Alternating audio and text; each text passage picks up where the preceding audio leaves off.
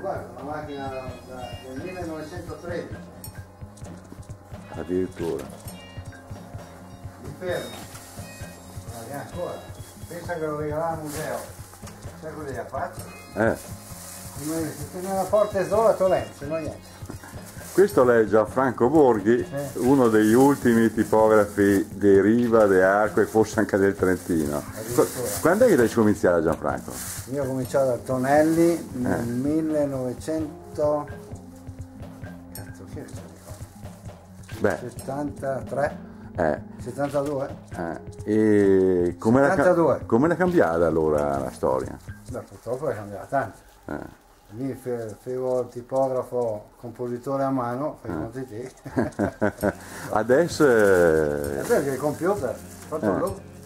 E quindi si arrangia tutti? Ho dovuto imparare a droppare il computer, vai ai clienti col lavoro già fatto, e mi lavorano un po'. E affari pochi?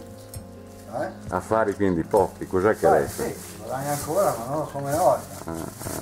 Calcoli che Udavert qua nell'83 e facendo 68 milioni di cambiati, pagati in un anno e mezzo, vuol dire che immagini guadagna veramente. Certo.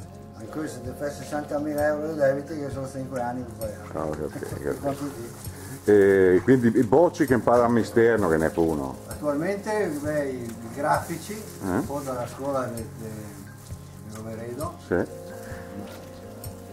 lavorare non e quindi è un mister che sparisce.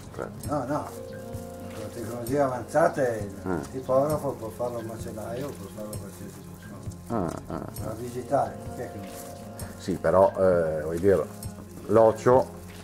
No, l'occhio, il grafico deve avere il fulco l'occhio pronto. Può sta a vedere che macchine che ti gatta stanno. No, capito. Che il digitale parte da 1.000 euro e arriva a 1 milione. Non vede che macchine sono. Gianfranco, grazie e tanti auguri. Grazie a te.